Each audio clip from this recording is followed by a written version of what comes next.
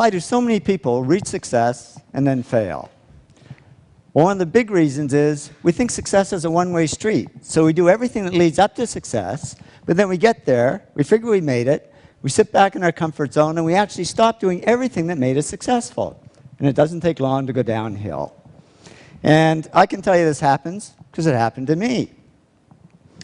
Reaching success, I worked hard, I pushed myself, but then I stopped because I figured, oh, you know, I've made it. I can just sit back and relax. Reaching success, I always tried to improve and do good work, but then I stopped because I figured, hey, I'm good enough. I don't need to improve anymore. Reaching success, I always was pretty good at coming up with good ideas because I did all these simple things that lead to ideas. But then I stopped because I figured I was this hotshot guy and I shouldn't have to work at ideas. They should just come like magic. And the only thing that came was creative block. I couldn't come up with any ideas. Reaching success, I always focused on clients and projects and ignored the money. But then all this money started pouring in, and I got distracted by it.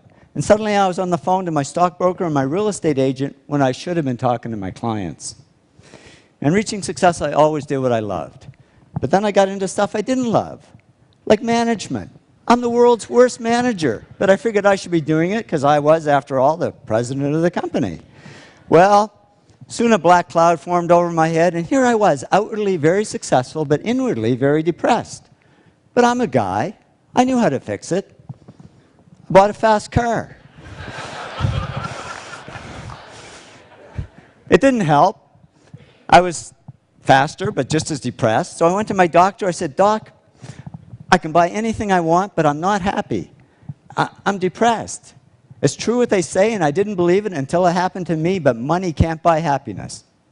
He said, no, but it can buy Prozac. And he put me on antidepressants. And yeah, the black cloud faded a little bit, but so did all the work. Because I was just floating along. I couldn't care less if clients ever called. And clients didn't call. Because they could see I was no longer serving them, I was only serving myself. So they took their money and their projects to others who would serve them better. Well, it didn't take long for business to drop like a rock.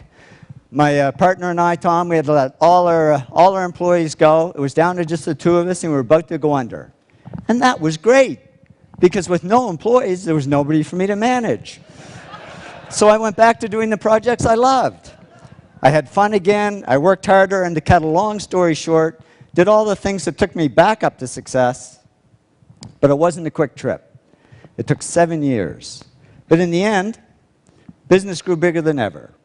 And when I went back to following these 8 principles, the black cloud over my head disappeared altogether. And I woke up one day and I said, I don't need Prozac anymore. And I threw it away and haven't needed it since. I learned that success isn't a one-way street. It doesn't look like this. It really looks more like this. It's a continuous journey. And if we want to avoid success to failure syndrome, we just keep following these 8 principles, because that's not only how we achieve success, it's how we sustain it. So here's to your continued success. Thank you very much.